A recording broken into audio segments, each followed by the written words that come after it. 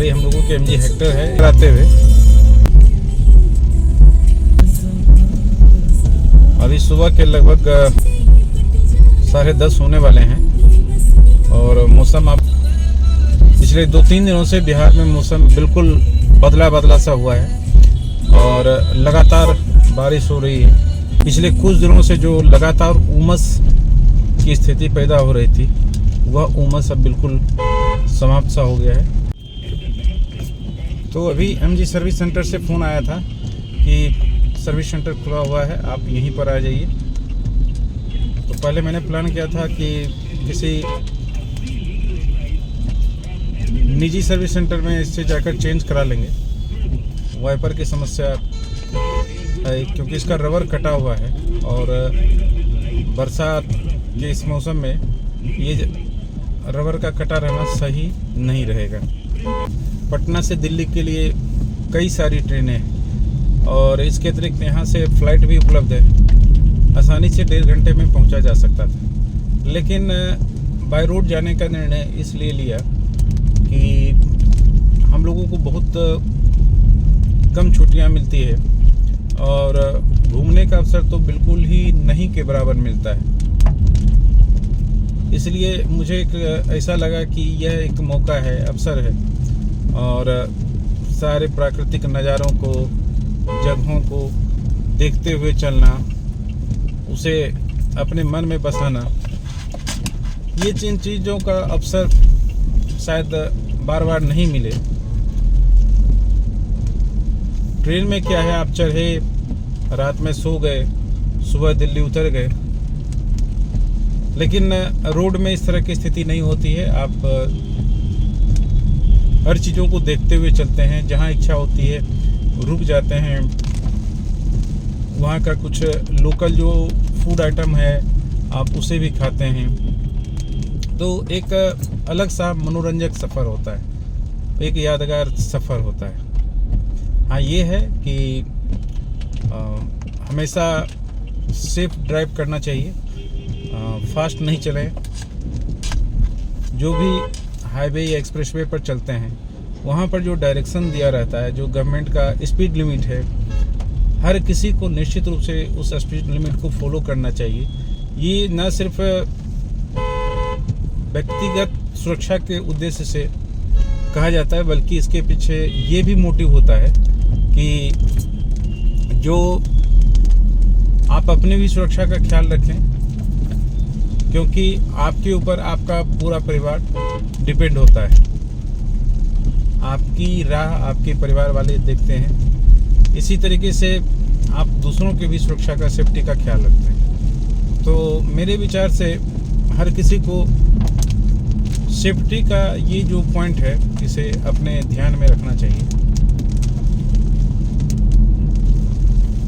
मेरे मित्र जो मेरे साथ चलने वाले हैं, वो अभी उनसे बात हुई थी, वो अभी तैयार नहीं हुए हैं। तो जैसे ही वो तैयार होते हैं, उनका कहना था कि मैं आपको कॉल कर लूँगा। तो अभी फ़िलहाल हमारे पास आधे से पौने घंटे का समय है, तब तक हम लोग सर्विस सेंटर चलकर इसका वाइपर जो है इसे दुरुस्त कर लेते हैं। लोगों का स्टॉपेज देखिए, बातों बातों में मैं दूसरे रास्ते पर आ गया, फिर मुझे यू टर्न लेकर उस रास्ते पर चलना होगा। मुश्किल से 500 मीटर की दूरी होगी सर्विस सेंटर में। देखते हैं वहाँ का स्टाफ कितना रिस्पांस देता है। हालांकि मेरा बहुत अच्छा संबंध रहा है। यह गाड़ी लगभग अभी तक 33,000 मान लीजिए, 33,000 किलोमीटर के लगभग ये गाड़ी चल चुकी है पिछले 3 सालों में और बहुत ही मिला जुला अनुभव रहा है। थोड़ी निराशा रही है क्योंकि शहरी क्षेत्रों में, खासकर सिटी में, इसका ओवरऑल माइलेज बहुत कम रहता है। लेकिन एक्सप्रेसवे, हाईवे पर आप आश्चर्य करेंगे, इसका जो पिछला अनुभव रहा है मेरा दिल्ली जाने के क्रम में, यह लगभग इसका माइलेज लगभग 20.8 किलोमीटर पर लीटर तक इसने दिखाया था। देखिए, ये अनीसाबाद चौराहा है और यहाँ जाम की स्थिति सुबह होते ही शुरू हो जाती है। इस पर्पज से अभी हम सर्विस सेंटर आए थे, काम हो गया है। तो अभी हम पेट्रोल पंप पर पहुंच चुके हैं और यहाँ पर हम लोगों ने 1500 रुपये का तेल लिया। दरअसल पटना में पेट्रोल की कीमतें बहुत ज़्यादा है, 107 रुपये 32 पैसे, और 15 लीटर में हम लोग बक्सर से गंगा नदी पार करते हुए निश्चित रूप से यूपी में प्रवेश कर जाएंगे और उत्तर प्रदेश में ही आगे पेट्रोल लेंगे, क्योंकि उत्तर प्रदेश में जो पूर्वी भाग है वहाँ पर पेट्रोल की कीमतें 98 रुपीज़। तो आप समझ सकते हैं कि लगभग 9 रुपये का अंतर पड़ता है और इस कारण हम लोगों ने ये सोचा कि पेट्रोल उत्तर प्रदेश में ही फुल कराएंगे और तत्काल अभी चारों चक्के में हम लोग नाइट्रोजन डलवा दे रहे हैं। कारण ये है कि एक्सप्रेस वे या हाईवे पर चलते समय एक मिनिमम टायर प्रेशर निश्चित रूप से मेंटेन करना चाहिए और दूसरा कि टायर गर्म होकर फट जाए उससे पहले अपनी सुरक्षा को ध्यान में रखते हुए उसमें नाइट्रोजन गैस निश्चित रूप से डलवा लेना चाहिए। तो पहले से जो उसमें एयर डाला हुआ है उसको निकलवा कर हम लोग उसमें नाइट्रोजन गैस डलवा रहे हैं और फिर आपसे मिलते हैं बिहटा से आगे। तो आप सभी को एक बार फिर से नमस्कार, सुप्रभात, सत श्री अकाल। और हमारी असली यात्रा अब यहाँ से शुरू होती है। वीडियो थोड़ा लंबा बन सकता है, लेकिन मैं उम्मीद करूँगा कि आप मंजिल से कहीं अधिक सफ़र को एंजॉय करेंगे। अभी तक हमारी जो भी यात्रा थी वो पटना के अंदर सीमित थी। इसमें ज़रूरत की जो चीज़ें थी, जैसे इसके वाइपर का ब्लेड बदलवाना था, इसमें पेट्रोल डलवाना था, इसके चारों टायर में नाइट्रोजन फिल कराना था, तो इन सभी चीज़ों को हम लोगों ने दुरुस्त करा लिया और अभी हम लोग बिहटा से आगे बक्सर वाले 4 लेन पर चल रहे हैं। पटना से बिहटा के बीच का जो 20 किलोमीटर का पैच है उसमें कुछ हिस्सा इतना जर्जर है कि सड़कों में गड्ढे हैं कि गड्ढे में सड़क है ये पता ही नहीं चल पा रहा। और उस 20 किलोमीटर में भूमि अधिग्रहण की जो समस्या है उस समस्या के बने रहने के चलते वो पुल आज भी दुरुस्त नहीं हो पाया है। वो जो सड़क है वो आज भी दुरुस्त नहीं हो पाया है और लोगों को पटना से बिहटा के बीच का जो ये 20 किलोमीटर का स्ट्रेच है उस स्ट्रेच में ही चलने में जो समय लगता है या फिर जो समस्या आती है उसे जूझना पड़ता है।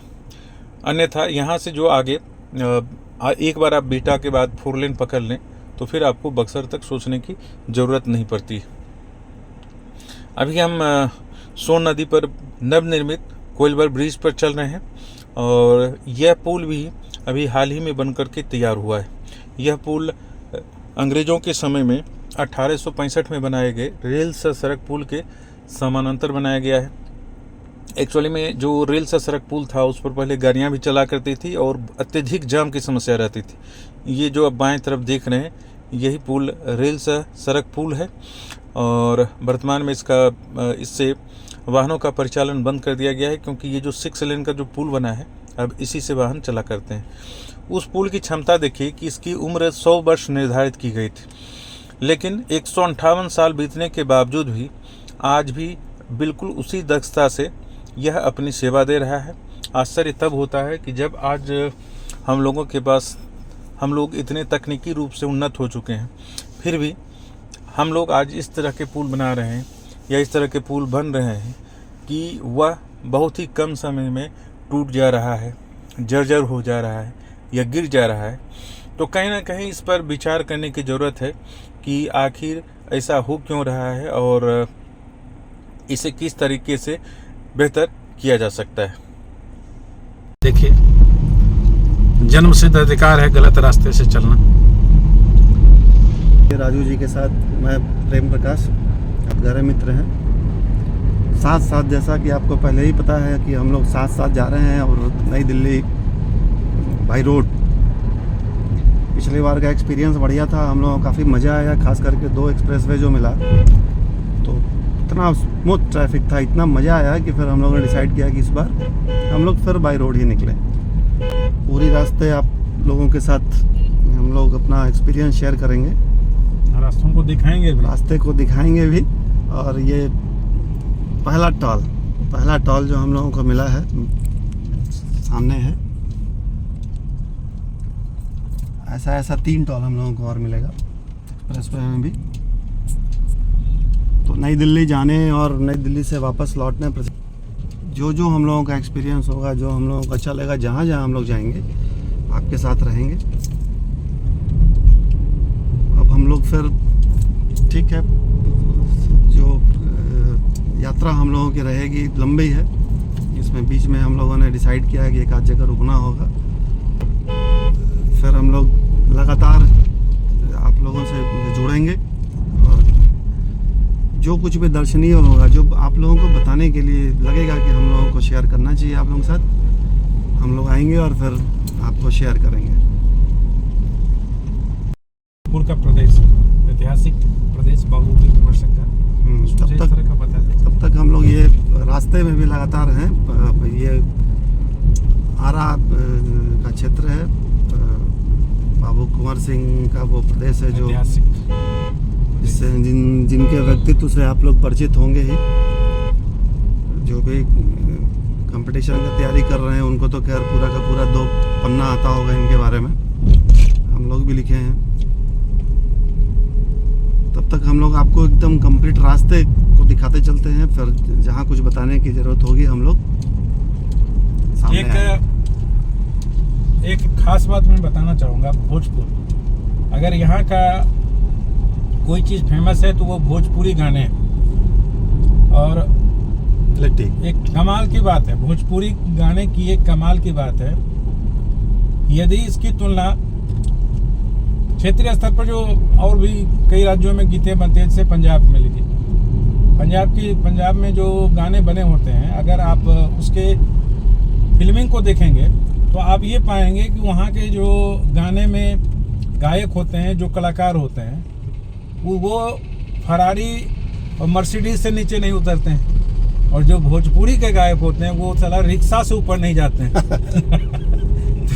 तो ये एक कमाल और खासियत है भोजपुरी गाने की। ऐसे ही मज़ेदार चीज़ों को मैं बताते चलूँगा रास्ते में, आप भी आनंद लीजिए। अभी हम लोग भोजपुर से होकर के गुजर रहे हैं। इस सड़क पर चलने के क्रम में ये चीज़ महसूस हुआ कि लोगों को ट्रैफिक सेंस नाम की कोई चीज़ नहीं है। यहाँ पहले कभी सिंगल रोड हुआ करता था, बहुत पतला सा, और लोगों को अभ्यस्त होने में अभी लगता है बहुत लंबा समय लगना है। सीखना चाहेंगे तब, क्योंकि जिस लेन से जाने का रास्ता है उधर से वो आ रहे हैं। सोचिए ये कितनी खतरनाक बात है। ये एक्सीडेंट को पिछली बार का हम लोगों का जो एक्सपीरियंस रहा था, ये जो एक्सप्रेसवे बना है, यमुना एक्सप्रेसवे और ये पूर्वांचल, वहाँ पे जो तीनों लेन है, स्पीड का लिमिट 80-90-100 है। लगभग लोगों 99% लोगों ने उसको फॉलो किया। ये हम ही लोगों के यहाँ थोड़ा ज़्यादा परेशानी है कि लोग लेन को छोड़ देते हैं शॉर्टकट की वजह से, कि चूँकि आप बाईपास पे जा रहे हैं, हाईवे पे जा रहे हैं, तो कट कहीं मिलेगा नहीं, तो चलो सीधा ही निकल चलते हैं। और यही कारण होता है दुर्घटना का। आप जब भी यहाँ से बाहर निकलेंगे बिहार यूपी से, थोड़ा सा चेंज तो पाएंगे, लेकिन उधर भी है गड़बड़, अभी सबको सीखना है। हाँ, दूसरे देशों में जो ट्रैफिक सेंस है लोगों में, वो जिस तरह से डेवलप हुआ है, मुझे लगता है कि भारत में और खासकर बिहार और उत्तर प्रदेश में ये चीज़ों को सीखने में, लोगों को उसका अनुपालन करने में काफ़ी समय लगना है। क्योंकि चीज़ों को सहज तरीके से लोग स्वीकार कर नहीं पाते हैं। उन्हें लगता है कि पहले हम इस तरह से क्रॉस कर जाते थे, अब क्या दिक्कत है, अभी भी वो इस तरह का। देखिए सामने से ये बाइक वाले भाई साहब,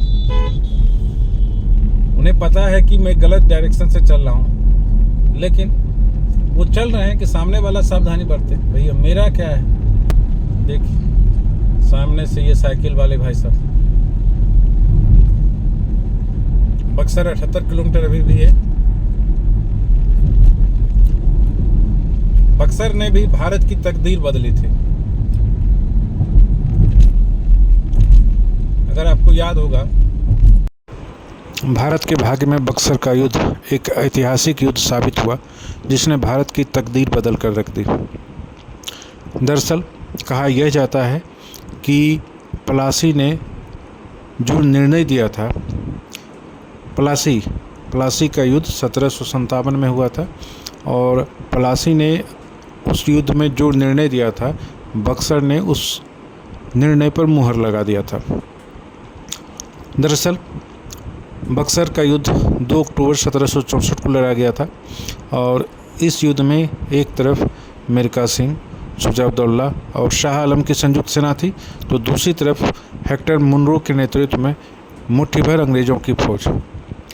मैं यहाँ इस युद्ध की चर्चा इसलिए नहीं कर रहा हूँ कि ये युद्ध था, आम युद्ध था, इस तरह हुआ, ऐसे हुआ।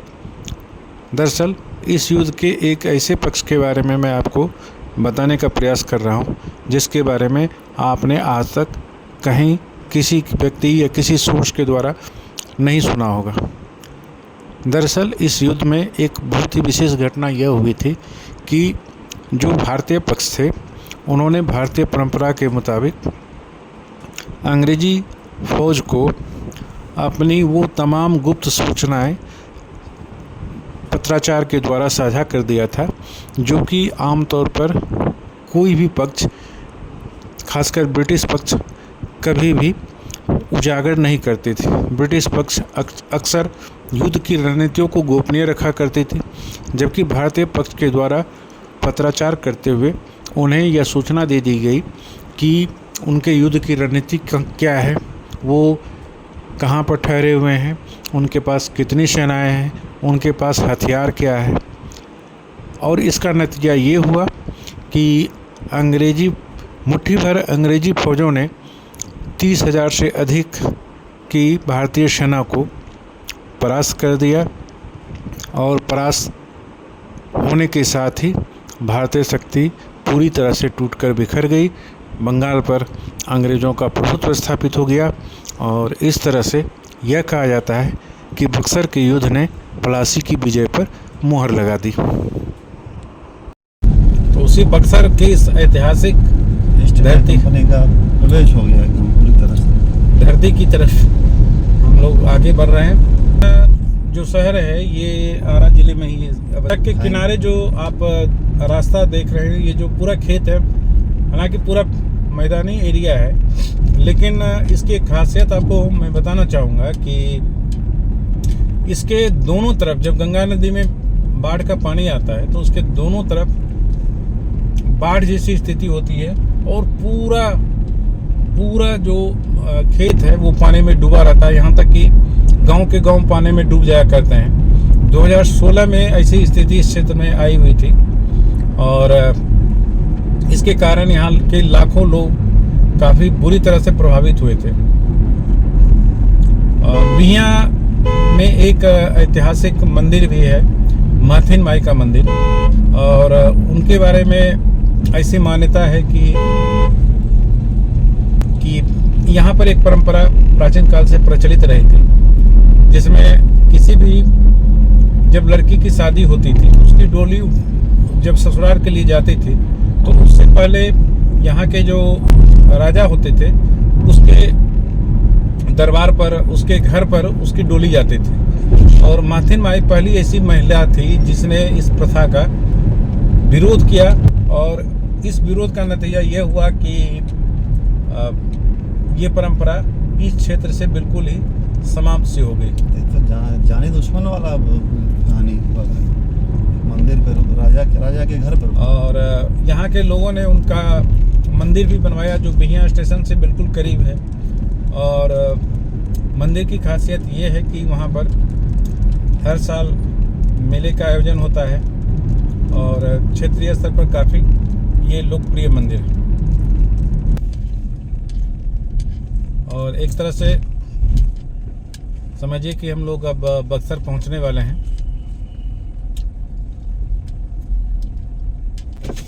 ऑलरेडी कट गया वहाँ पर, कट गया है। तो फिर गाड़ी गया ना, इसलिए गिरा है। गाड़ी हटाइए उसको।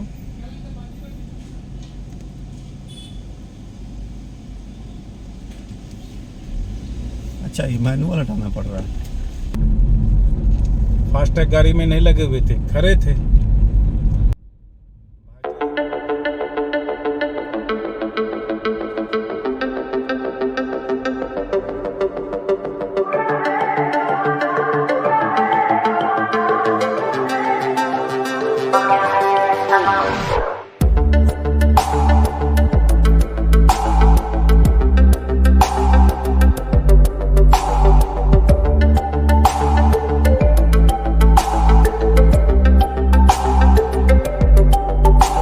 सफर कैसा है ये सफर, मंजिलों की न है कोई खबर। सफर कैसा है ये सफर, मंजिलों की न है कोई खबर। रास्तों से मेरी गहरी यारी हो गई, जो फर्ज से भरा था बस्ता वो भी खाली हो गया। बुरा है जमाना तू चल टकर न कर अगर मगर, कैसा है ये सफर, मंजिलों की न है कोई खबर। सफर कैसा है ये सफर, मंजिलों की न है कोई खबर। तो सबसे अच्छी बात ये है हम लोग बक्सर पहुंच चुके हैं और अब बक्सर से हमें गंगा नदी को पार करने वाले ब्रिज की ओर जाना है। यही चौराहा है जहां से हमें गंगा नदी के ब्रिज की तरफ मुड़ना है। यही जो दाहिने साइड का जो बना हुआ है ये नया ब्रिज है और बाएं साइड में जो नीचे तरफ है वो पुराना ब्रिज है। पिछली बार भी हम लोगों ने इसी नए ब्रिज से होकर गंगा नदी पार किया था।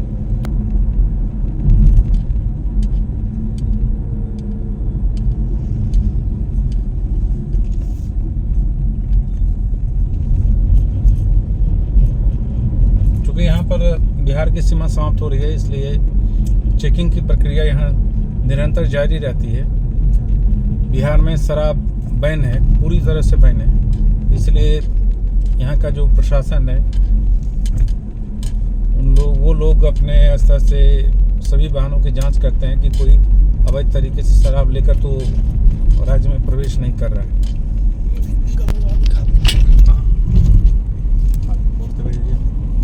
ये देखिए पुल हम लोग गंगा नदी है ना, गंगा नदी के ऊपर पुल में सफ़र कर रहे हैं। तो ये अभी हम लोग पूर्वांचल एक्सप्रेसवे की तरफ बढ़ रहे हैं और यही रोड 19 किलोमीटर का लगभग ये जो पैच है ये सिंगल लेन का है। हालांकि रोड अच्छा बना हुआ है लेकिन सिंगल लेन के होने की वजह से थोड़ा सा सावधानी पूर्वक चलाना पड़ता है। हालांकि हरियाली काफ़ी है, बहुत सुंदर अच्छा लग रहा है।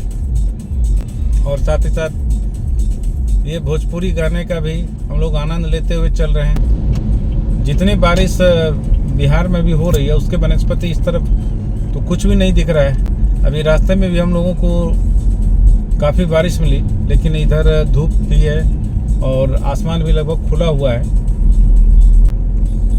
रास्ते के दोनों तरफ जो पेड़ है लग रहा है कि रास्ते को ऊपर से ढक रहा है।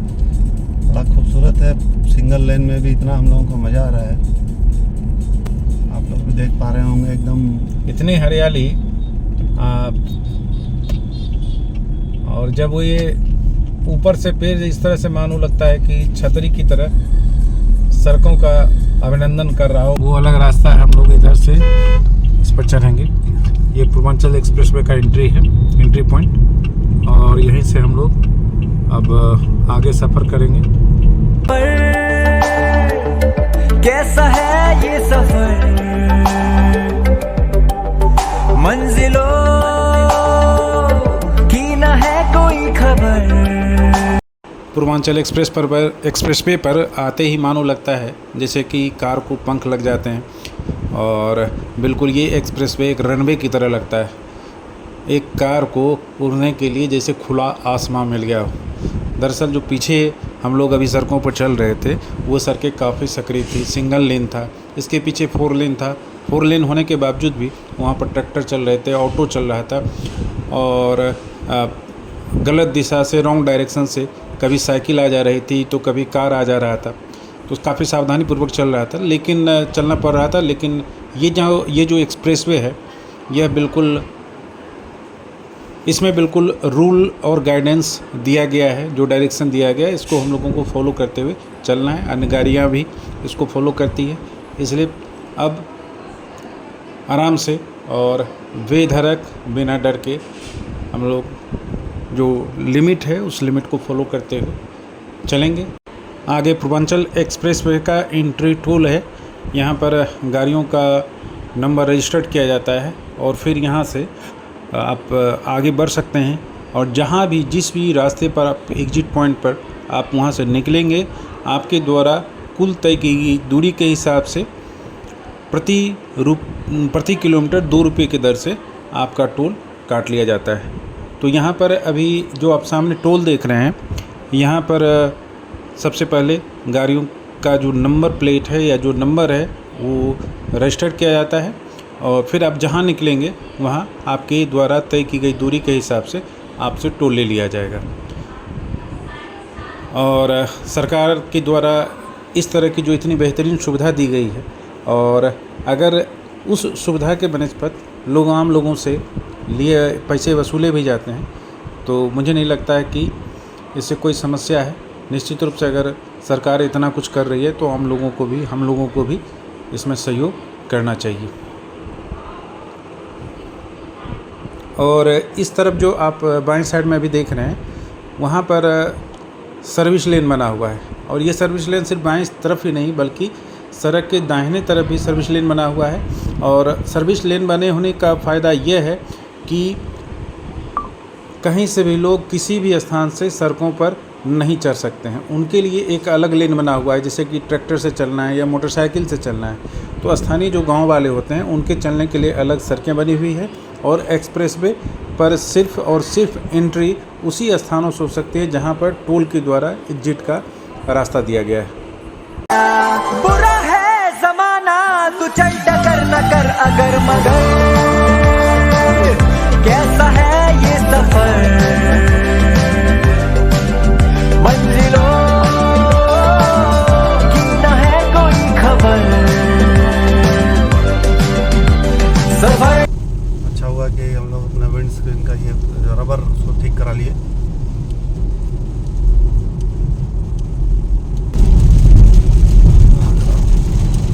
लेकिन अब हम लोगों को थोड़ा सा ध्यानपूर्वक चलना है क्योंकि पेट्रोल पंप आगे कहाँ पर है।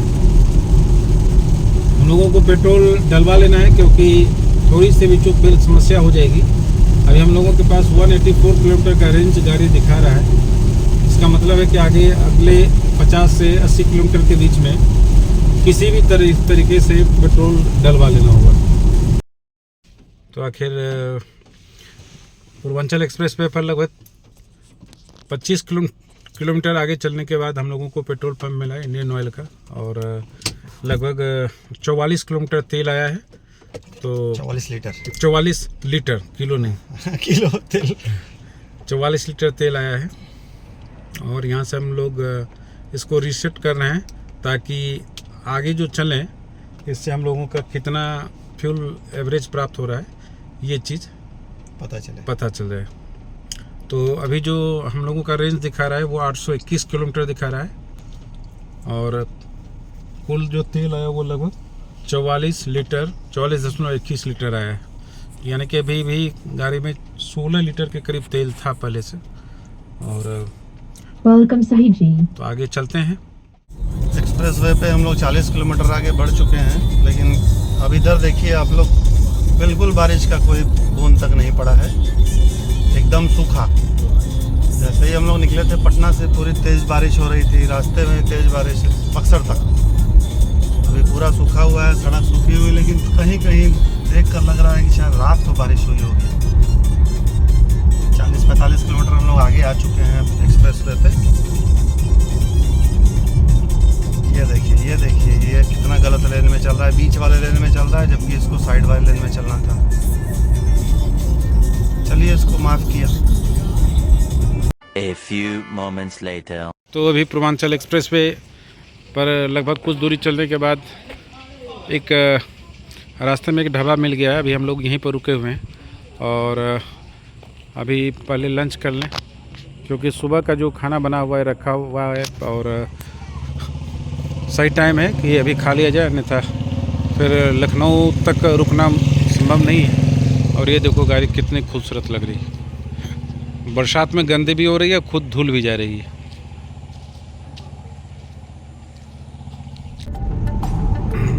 तो हम लोग अब नाश्ता करके निकल चुके हैं, लंच करके, और अभी एक्सप्रेस वे पर हैं।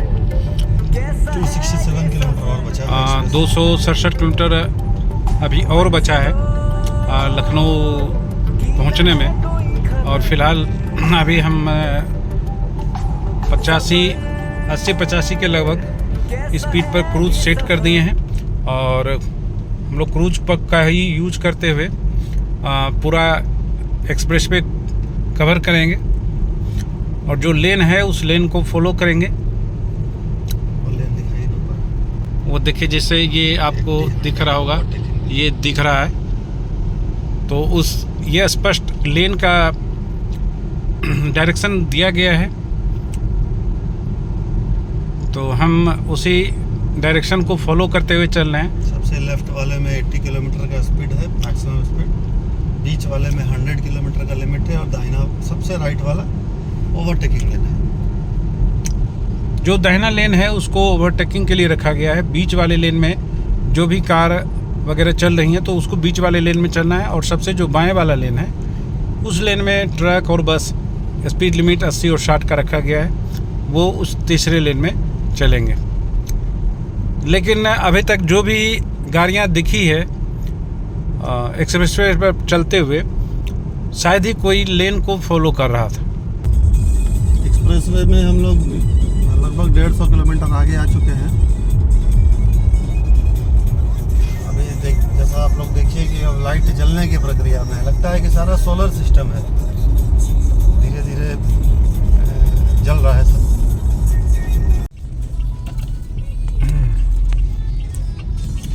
तो इस तरीके से अभी पूर्वांचल एक्सप्रेस वे के लगभग आधी दूरी को हम लोग तय कर चुके हैं। ना है कोई खबर, सफर कैसा है ये सफर, मंजिलों की ना है कोई खबर, सफर। तो पेट्रोलिंग वाला भी आना चाहिए। उम्मीद करते हैं कि अगले 2 घंटे में हम लोग लखनऊ रहेंगे, और स्वाभाविक है कि आज थोड़ा विलम्ब से निकले हैं, इसके कारण हम लोगों को ज़्यादा समय लग गया।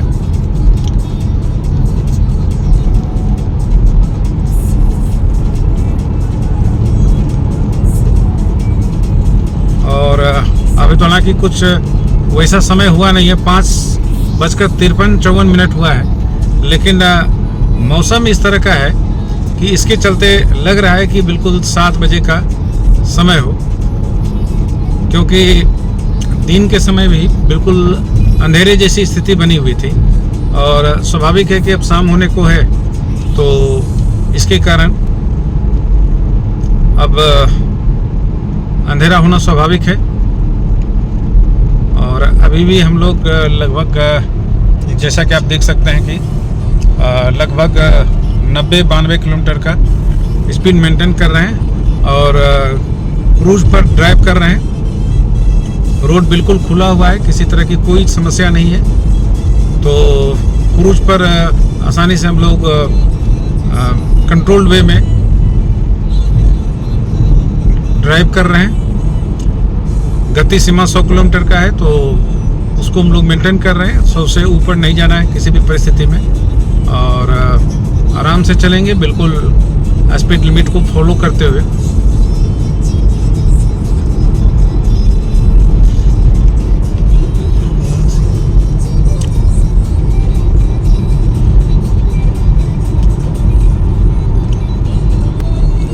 लेकिन ये है कि इस तरह के एक्सप्रेसवे को देखने पर महसूस होता है कि देश अपना कितना तरक्की कर रहा है, क्योंकि इस तरह की चीज़ें प्रायः पश्चिमी देशों में हुआ करता था। और YouTube पर इस तरह की सड़कों को देखने के बाद ऐसा लगता था कि ओह, काश इस तरह की चीज़ें अपने भी देश में होती तो कितना अच्छा होता। और जब आज ये सारी चीज़ें अपने देश में देख रहे हैं, उस पर चल रहे हैं, तो निश्चित रूप से यह काफ़ी गौरवान्वित होने जैसा लगता है कि हम लोगों ने भी यह उपलब्धियां प्राप्त कर ली है जो कि पश्चिमी देशों में हुआ करती थी। सफर कैसा है ये सफर, मंजिलों की न है कोई खबर। सफर कैसा है ये सफर, मंजिलों की न है कोई खबर। रास्तों से मेरी गहरी यारी हो गई, जो फर्ज से भरा था बस्ता वो भी खाली हो गया। बुरा है जमाना तू चल टकर न कर अगर मगर।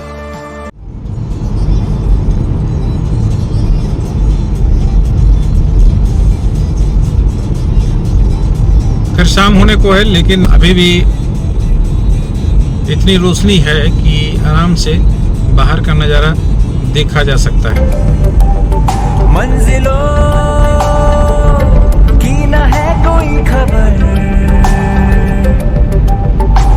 सफर कैसा है ये सफर, मंजिलों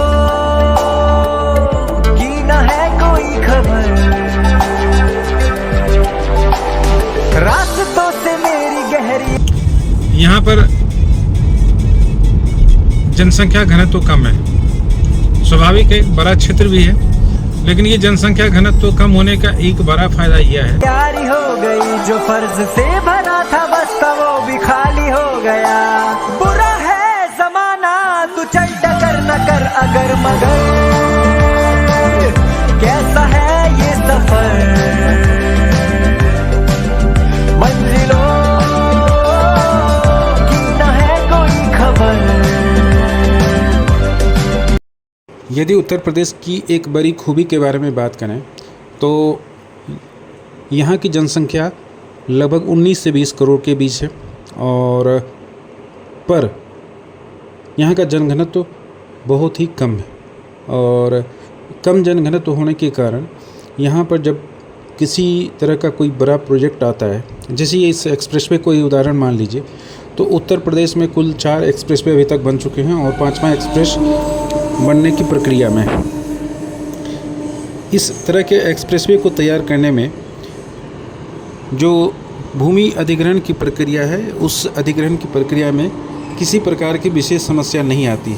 लेकिन आप बिहार को देखिए तो वहाँ पर जब भी सड़कों को बनाने के लिए भूमि का अधिग्रहण करने की बात आती है तो वहाँ पर इतने विवाद शुरू हो जाते हैं, उतनी समस्याएं शुरू हो जाती है कि किसी भी सड़क को बनने में औसतन 10 से अधिक साल का समय लग जाता है। जैसे कि पटना से गया का जो 4 लेन बनना है,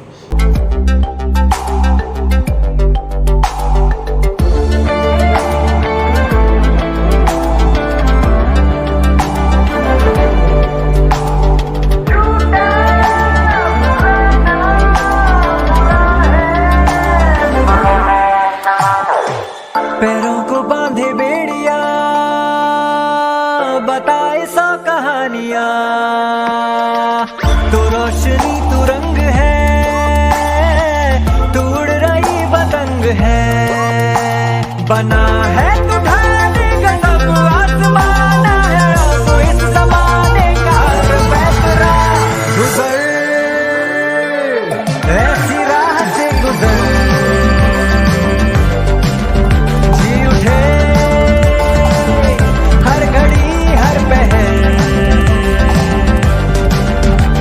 सफर कैसा है ये सफर मंजिलों कैसा है ये सफर न है कोई खबर सफर कैसा है ये सफर मंजिलों कैसा है न है कोई खबर सफर की न है कोई खबर पूरी तय की 2 बार रुकना पड़ा, 2 बार रुके हम लोग 15-15 मिनट के लिए चाय पीने के लिए। ये देखिए सामने में टोल गेट है। रास्ते में कहीं बारिश नहीं मिली हम लोगों को, मौसम ठीक ठाक रहा, बढ़िया लग रहा था बाहर में, इसीलिए मुझे भी नींद नहीं आई। अब यहाँ पे हम लोगों का वो टोल का जो ये पैसा है वो डिडक्ट होगा।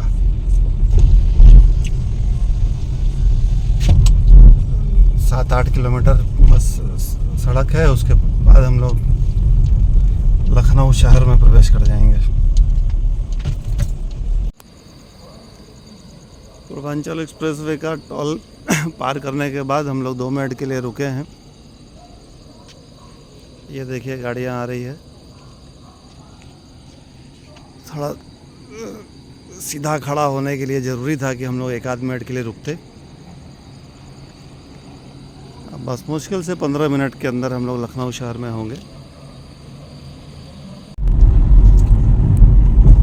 और अभी हम पूर्वांचल एक्सप्रेसवे को छोड़कर लखनऊ इन कर गए हैं। इसे नवाबों का शहर भी कहा जाता है और लखनऊ में बहुत सारे ऐतिहासिक इमारतें भी हैं। दोस्तों, पटना से दिल्ली के सफ़र का यह एपिसोड आज के लिए इतना ही बस। कल मिलते हैं फिर लखनऊ से दिल्ली के लिए। धन्यवाद।